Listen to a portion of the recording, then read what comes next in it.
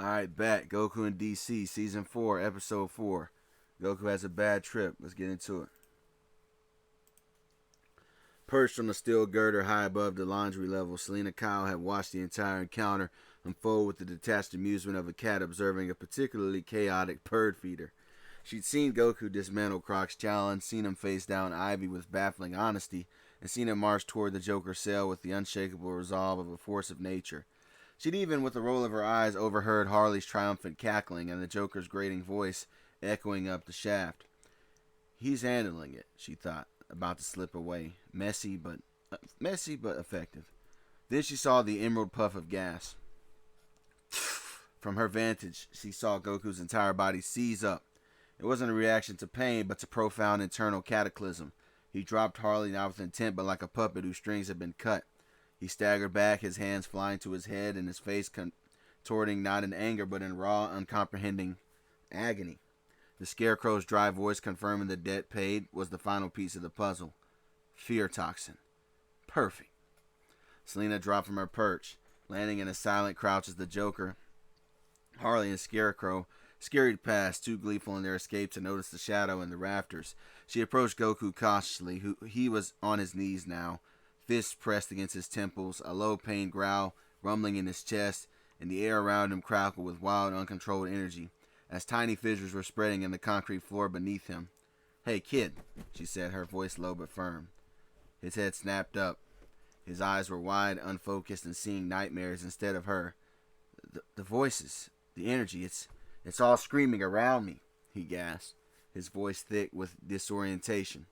"Listen to me," Selena commanded, snapping her finger sharply near his ear. "That's Crane's poison. It's in your head. It's not real, but this is." She gestured at the trembling walls, the dust sifting from the ceiling. "If you lose it in here, you're going to bring down this whole mountain of misery on top of us, and every soul that's still inside it. You need some air. You need space." Goku fought for focus, his Saiyan biology warring against the psychological assault. He looked at his own trembling hands, then at the crumbling ceiling. A spark of grim understanding cut through the haze. He couldn't control the storm that was inside his mind for much longer. So with a final, agonized grunt of effort, he looked up at the reinforced roof. His aura flickered erratically instead of a precise blast or a raw surge of power erupted from him in a desperate vertical lunge. Kaboom! He didn't fly, he punched his way out. Concrete, steel, rebar, and layers of asylum infrastructure exploded upward as he became a living battering ram, carving a jagged tunnel toward the cold, open Gotham sky. Selena shielded her eyes from the debris, a wry smile touching her lips as she watched the human rocket disappear into the night, leaving a star-filled hole and a settling silence in his wake. Well, she thought, melting back into the shadows, that's one way to make an exit. I hope this place has good insurance.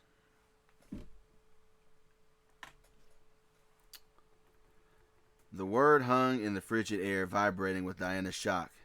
Batman's pronouncement, so clinical, so absolute, had not landed with clarity but with the force of a cosmological contradiction. What? The explanation escaped her again, softer now, laced with a tremor of intellectual rebellion. She stood, the woolen blanket falling forgotten from her shoulders. "Bruce, what you are saying is... it's impossible." Batman, ever the monument to reason, didn't even flinch, but behind the white lenses of his cowl, one eyebrow lifted a fraction, a rare visible sign of his own confusion.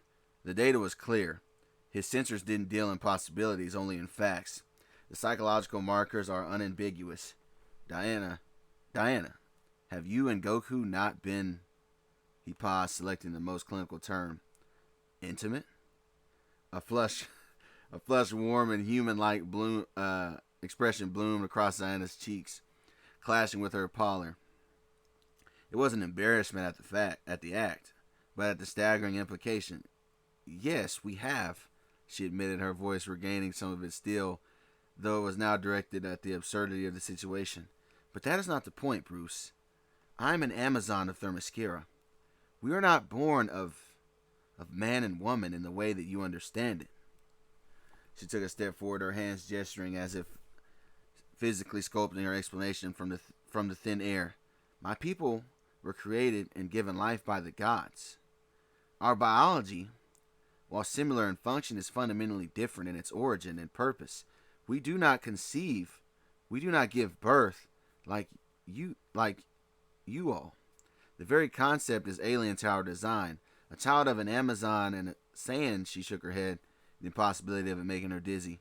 It should not be. It cannot be. Your machines must be mistaking some other metaphysical shift, some residue from a spell or a divine blessing. And yes, for those wondering, I'm going with the, because there's different Amazon stories in DC. I'm not going with the one where they kidnap, or they not kidnap, they quote unquote seduce sailors and keep the female children and discard the male. I'm not going with that one. I'm going with the one where the souls were made of what was it, fallen women. I'm going with that one. Anyway, it should not be. It cannot be. Your machines must be mistaken. Some other metaphysical shift, some residue from a spell or a divine blessing. Batman listened, absorbing the theological disruption to his biochemical data. He didn't dismiss it. In a world of gods and monsters, the rules of biology were often suggestions. Your physiology is adapting to it regardless, he stated, holding up the gauntlet that had delivered the verdict. The foreign DNA signature is integrating with your own at a cellular level. If an Amazonian conception is a mythic process, then this is a new myth that's being written. He lowered his arm, his tone shifting from physician to tactician. I am not the authority on divine parthenogenesis. For answers that science cannot provide, you should speak to your mother. The suggestion was logical, but it felt like being told to consult a manual for a starship that wasn't supposed to exist. Diana opened her mouth to respond, her voice the whirlwind of fear, wonder, and sheer disbelief. And then, zzz, zzz, a sharp, insistent vibration cut the silence. Batman's head tilted slightly, the communicator embedded in his cowl, receiving a priority signal. His posture shifted instantly. The confidant was gone, replaced by the mission. He raised a gloved hand out in farewell, but in a gesture for silence and for pause. I have to take this, he said. His voice once more the gravelly monotone of the Batman. He turned toward the chamber's archway, his cape swirling. He paused at the threshold, casting a last inscrutable look back at the princess of the Amazons, who stood utterly still in the torchlight, one hand unconsciously drifting to her abdomen. For now, he said, the words final and leaving no room for further discussion.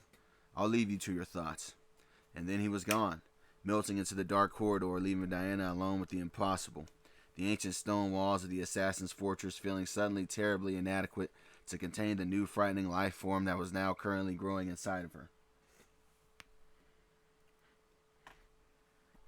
The line connected with a click, bypassing all public channels in the stone silence of Nanda Parbat corridor. Batman's voice was a low growl. Report. On the other end, the sounds of distant sirens and crumbling concrete filtered through. Selena's voice was characteristically cool, but underlined with a razor's edge of urgency. Your powerhouse has a bug in his system, Bats. Crane spritzed him with the good stuff right in his face. Pause. Batman's posture stiffened almost imperceptibly. Fear toxin. Status.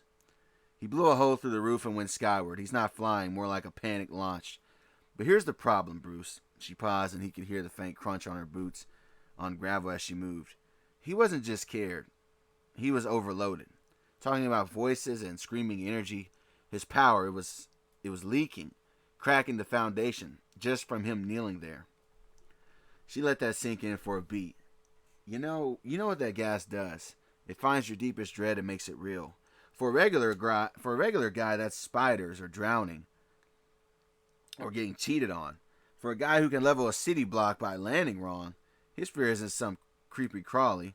And whatever his fear is right now, his brain's convincing him that's exactly what's happening in this moment. I know. Batman's mind raced, panting the scenario. Goku, disoriented and terrified, believing his own energy was a hostile force, or maybe that his allies were threats. He wouldn't be fighting criminals, he'd be fighting phantoms of his own making. Phantoms he could very well vaporize within his mind with a stray key blast that in reality would take down an entire building. He's not in the heart of Gotham anymore, Selena concluded, her tone grimly amused. He's a loose cannon in the sky, probably seeing giant lizards made of lava, or a monster trying to eat the moon. He's going to start throwing punches at imaginary foes, and the collateral damage won't be theoretical. You need to do something. Fast. The Joker can wait. This is a potential DEF CON-like event, wearing an orange and blue karate suit.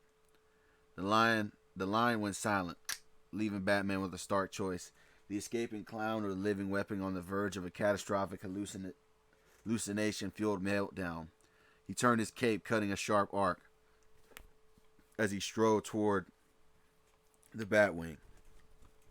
Mission parameters had just been violently rewritten.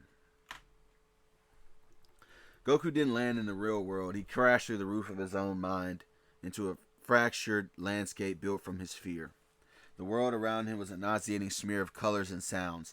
The sky pulsed a sickly violet, throbbing in time with a headache that felt like his skull was splitting. He could taste the sour tang of his own panic. He could smell the deafening static shriek that filled his ears. Hear. Why the hell did I say smell? Anyway. And they were waiting for him. Not in cells, but towering over him like grotesque monuments. King Piccolo, not as he was defeated, but in his prime, green skin glistening under the hellish light, his laughter the sound of grinding bones. Weak, the Demon King boomed each syllable of physical blow. You needed a magical pit of healing to face me. What does that make you, boy? A fraud. To his right, Vegeta materialized with a swirl of crimson energy, his armor pristine, his smirk a blade. This is your power, Kakarot. This trembling. The Prince of all Saiyans was laid low by this, a lowly bumpkin who couldn't even save his friends from Nappa. He pointed a scornful finger. You barely won. And the mercy of that dying whelp was a mistake. I will return and finish the job.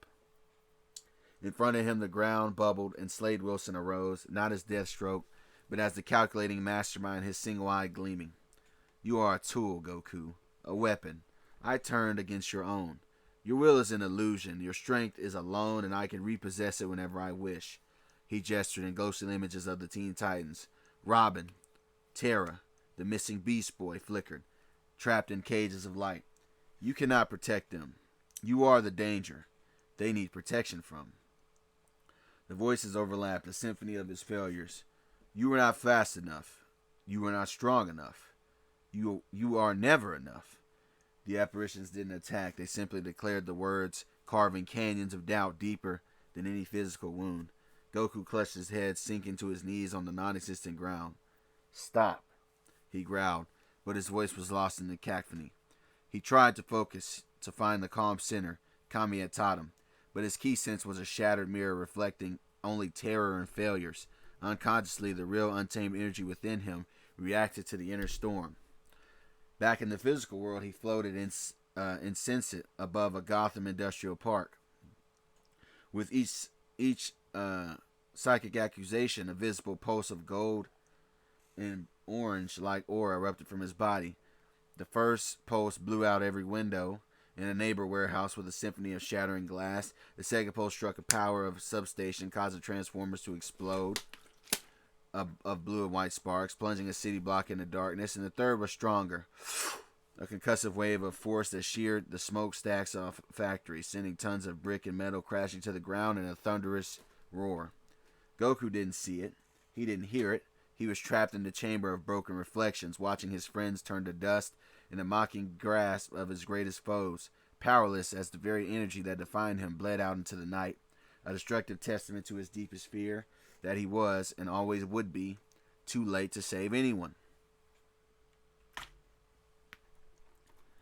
The rhythmic thump of leather on a heavy bag had finally stilled. In the quiet room of Ted Grant's gym, Clark Kent stood amidst the scent of sweat and resin, his borrowed gloves hanging loose at his sides. A profound feeling hummed in his muscles, not from superhuman strain, but from the meticulous grounding discipline of proper form. For the first time, he'd focused not on holding back, but on precision, and it felt good. The buzz from his jacket pocket was an intrusion from another world. He fumbled for the phone, expecting Lois or the Daily Planet alert. Bruce's ID on the screen sent an immediate cold trickle of foreboding down his spine. Batman didn't call for chats.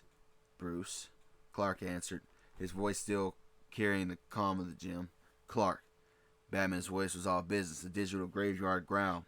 Location. Now. I'm near Gotham. Wildcat's gym. What's... Goku's been compromised. The sentence was like a guillotine blade, severing the evening's peace. He intercepted the Arkham break. The Joker and Scarecrow were there. He was hit with a concentrated dose of Crane's fear toxin. Clark's gut clenched. He knew of Scarecrow's work. A weapon that turned the mind against itself. How bad? Catwoman's an eyewitness. She has eyewitness reports. He was sensory locked, disoriented, and his energy was manifesting uncontrollably around him, causing structural damage just from his distress. He then breached the asylum roof and ascended. He is currently airborne, and his location is unknown, and operating under a severe hallucinogenic episode. Clark was already moving, shrugging his jacket back off.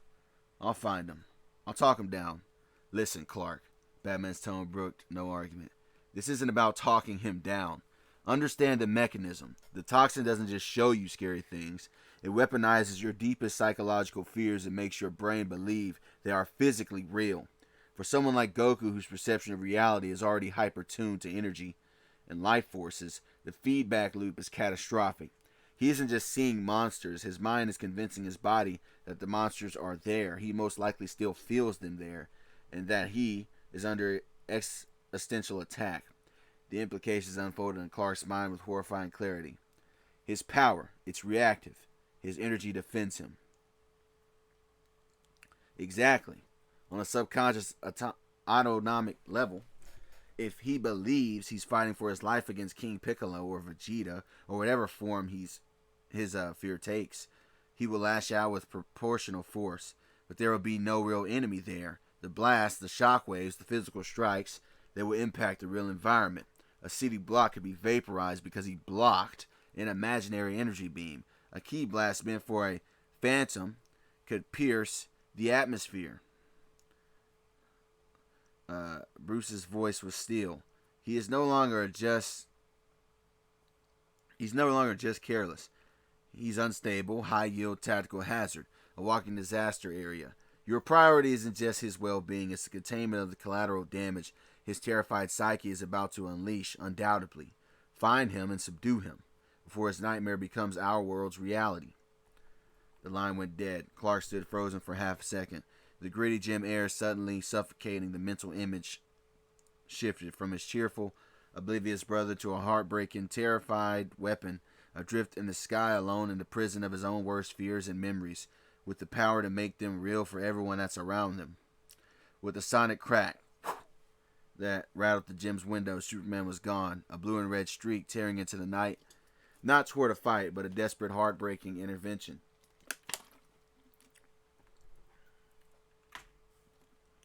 The world dissolved into a churning, suffocating green.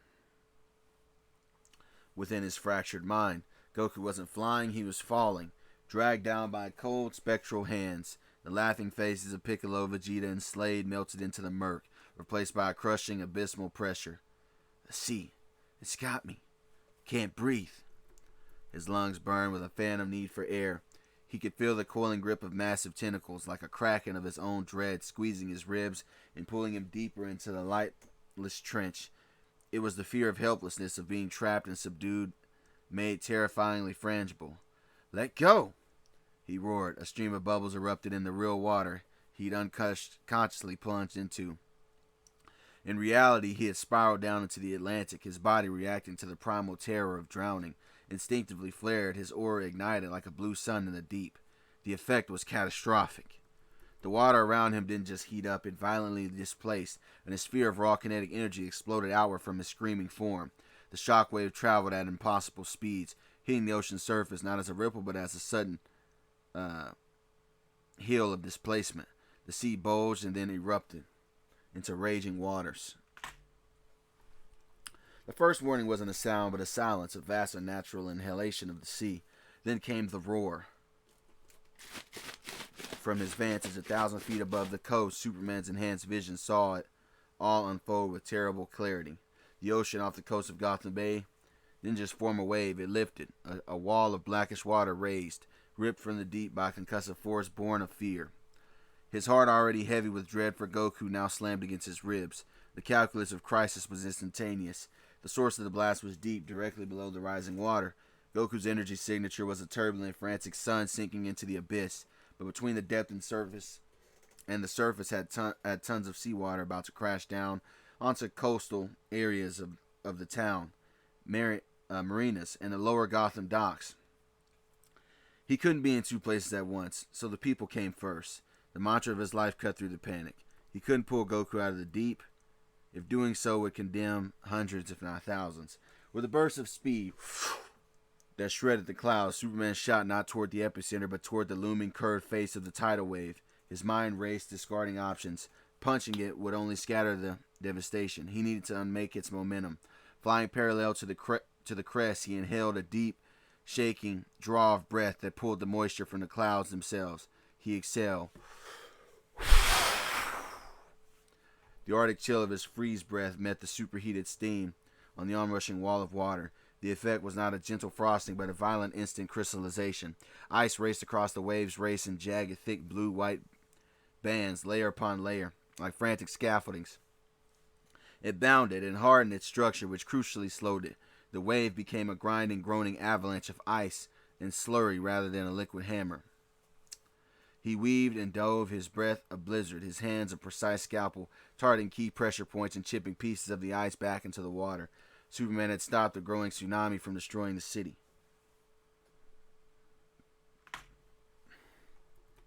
Goku broke the surface, not with a leap, but a gasp, his body heaving for air that felt like shattered glass in his lungs. The real world was a screaming collage of wrongness. The salt sting of the ocean was the taste of blood. The moon's reflection on the water was a giant mocking eye. The groaning of the ice-locked wave behind him was the laughter of dying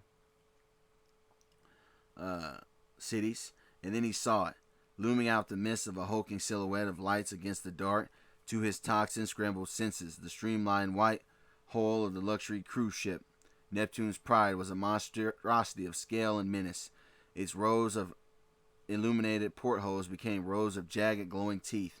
The blare of its foghorn, warning of the ice hazard, was a deep, challenging roar. King Shark. The name exploded in his fractured mind with the certainty of a nightmare. It was him. He was bigger than ever, a leviathan of hate risen from the deep to finish him. He could see the grinning shark like a maw, the beady eyes full of predatory glee, filled by a fresh wave of defensive terror. Goku's hand flew to his side, blue and white energy, chaotic and spitting, coalesced between his fists as he prepped a booyah blast.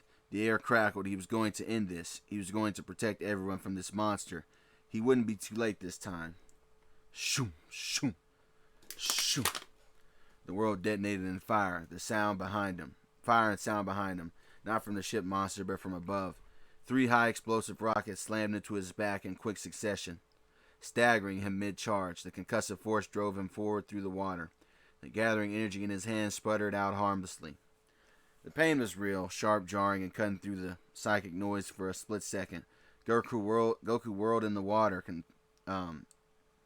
confusion battling the fear. The King Sharp ship was forgotten. A new threat had announced itself. High above the Batplane, banked sharply, its angular form a black cutout against the bruised sky. In the cockpit, Batman's eyes were fixed on the targeting reticle. He had mostly aimed to distract. A direct hit from Goku's energy blast would have vaporized that cruise ship and all of its passengers. The rockets were a violent tap on the shoulder, at best. Through the ringing in his ears and the chemical fire in his veins, Goku's blazing eyes locked onto the Batplane. It wasn't Bruce to him. It was another villain in a nightmare. The world snapped into a new horrifying focus. The explosions against his back weren't just attacks. They were signatures. That specific concussive impact, it was the same feeling as Vegeta's blast, pounding into him. The same brutal shock that had rattled his bones on the mountainside. Goku's head whipped around, seawater stinging his eyes. The sleek black Batplane banking away wasn't a machine. His toxin-scrambled mind stripped away the plating, the wings, the technology. He saw only the silhouette of power and arrogance against the storm-lit sky. The angular cockpit became a scowling aristocratic face. The glowing afterburners flared into the blazing yellow aura of the Saiyan Prince. A raw, ragged laugh, Vegeta's laugh, seemed to echo from the engine's roar. It wasn't just in his head, it was the foghorn, the shriek of the wind, all twisted into that familiar, contemptuous sound. Kakarot. The phantom voice boomed in his mind, syncing with the plane's next turn. Still flailing in the mud. I told you I would return. I told you I would burn this rock. You call it home until nothing remains but your failures. The tidal wave, the sinking, the ship monster, all of it was a prelude. This was the real battle. Vegeta had come back just as he'd vowed. He wasn't here for a fight. He was here for a conquest, to finish what he had started, to erase Goku and everything he loved from the cosmos, and he was starting by toying with him from the sky. Rage, hot and cleansing, burned through the colder layers of fear. This was a fear he knew how to fight. No! Goku roared, the sound tearing his throat. Energy wild and untamed erupted from within in a plume as he shot out of the water. You're not taking anything else. Not this planet. Not my home. Never again. He became a comet of furious light rocketing towards the Batplane. In his eyes, he wasn't chasing the vehicle. He was chasing a sneering prince in mid-flight who dared to look down on the Earth he'd sworn to protect. This time he wouldn't be too late. This time he'd stop Vegeta for good. Before the first city fell, the nightmare had a face, and Goku's heart was hammering with a terrifying mix of delusion and determination. He flew to smash it. The cockpit alarm screamed a symphony of failure, structural stress, engine failure, altitude drop. Batman's eyes never left the near display, now showing only empty sky where Goku had been. Good, the flares blinded him. It bought a few seconds until a metallic groan and sickened and shuddered through the frame, not an external impact from beneath. His eyes dropped to the belly cam feed. There, clinging to the ventral hole like a monstrous barnacle, was Goku, not blinded and not deterred. He had slipped under the flare blooms, a predator avoiding a decoy. Water streamed from his gi as he braced his feet against the fuselage. His fingers dug into the reinforced seams, and with a roar lost to the wind, he pulled. The Batplane didn't just descend, it wrenched downward, nose tilting violently toward the dark water. G-forces slammed Batman into his harness. The altimeter spun wildly. Eject, now. His hand flew to the sequence ignition. Canopy. Bolts fired. The cockpit shielded. The cockpit shield blasted away into the screaming night, and the seat rocket ignited, hurling him clear off the doomed craft. Twisting in the air, he saw it. Goku still anchored to the plane, his aura flaring around him as he rode the aircraft down like a vengeful god. With a final earth-shaking bellow, Goku shoved the Batplane forward, accelerating its plunge. It struck the surface of the Gotham River, not with a crash, but with a thunderous volcanic detonation of water, fire, and shredded alloys. The explosion painted the night in oranges and reds, reflecting in the lenses of Batman's cowl as he parachuted silently toward the docks, his strategy in ashes and a fear-maddened sand now rising from the flaming wreckage. The smoke from the drowned wreckage hung in the thick, greasy plumes over the Gotham River, painting the docks in shifting shades of gray and orange from the dying flames below. Batman landed with a soft crunch of gravel, his cape settling around him like the wings of a shot bird. He didn't rise immediately, his mind a cold, calculating engine amidst the chaos. Okay, ejection successful. Primary asset neutralized, and civilian areas clear. Target is enraged, disoriented, operating under the delusion that I am someone, probably Vegeta. Strategy, non-engagement. De-escalate. Wait for. The air before him rippled. It wasn't a movement, it was a displacement. Goku stood there, water streaming off his body, his orange gi torn and smeared with soot. He hadn't flown or run, he had simply arrived, a monument of terrible power manifesting from the haze. Batman slowly rose to his full height, every muscle coiled but motionless. He knew what a predator looked like when it was poised to strike. Goku's eyes were not the warm black Bruce had seen in the League's halls. They were wide and blazing with gold-flecked chemical fire, seeing not a man in armor but a ghost in a sand battle gear. His breath came in ragged, streaming gusts. Hugh. Goku's voice was a low, grating thing torn from a place deep personal betrayal. You shouldn't have come back. Batman remained silent, a statue, letting him talk, Let the hallucination narrate itself and find a thread. You got away, Goku continued, taking a shuddering step forward. The ground beneath his foot cracked. Because of him. Because of Robin. He believed in mercy. He believed in second chances. The name Robin hissed in his throat, raw with the grief the toxin was weaponizing. He spared your life, and you come back here to burn it all down? To make his mercy a joke? Every word was a blade twisted in a wound that Batman shared. He saw the Phantom of Goku. He saw the Phantom Goku saw. Vegeta, prideful and vicious, disrespecting the sacrifice of the boy who, with his dying breath, had pleaded for a killer's life. It was the ultimate insult in Goku's fractured mind. Goku's aura flickered, an unstable sun already ready to go supernova. He raised a hand, energy crackling in his palm, painting his furious, tear-streaked face in a hellish light. I won't let you. I won't let his last act be a mistake. Batman didn't flinch. He didn't reach for a gadget. He simply stood, exposed, and met Goku's deranged gaze. The world dissolved into a new cosmic horror. One moment, the sneering specter of Vegeta stood before him. The next, a blur of blue and red impacted his side. Not with a ki blast, but with a world-shifting tackle of pure momentum. Goku tumbled through the air, skidding across a barren stretch of industrial coastline, gouging a trench in the sand and gravel. He shoved himself up, spitting out grit. The figure standing in front of him wasn't Batman anymore. The sleek armor and the cape, it all melted away. In its toxin-scrambled perception, it was replaced by a form of elegant, alien menace instead of seeing the familiar red and blue of his older brother who had really stopped him. White, gleaming, predatory white, a carapace of bio-armor, smooth and cold, light purple skin, a tail tipped with razor edges swished lazily through the air.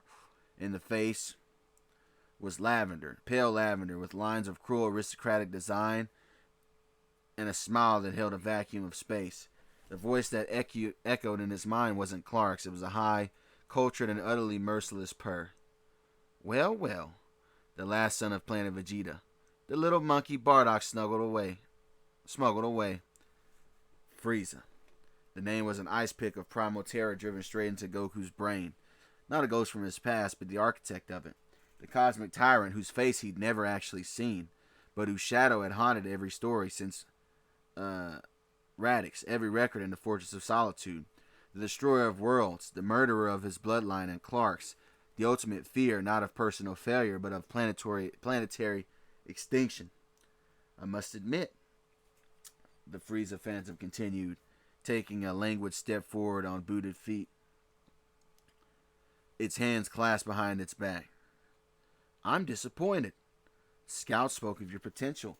Vegeta in his final humiliated transmissions warned me that you were a nuisance. And yet here you are, rolling in the dirt of this pathetic mudball, fighting old enemies. Is this what my beloved Saiyans have been reduced to? Rabid, flailing animals.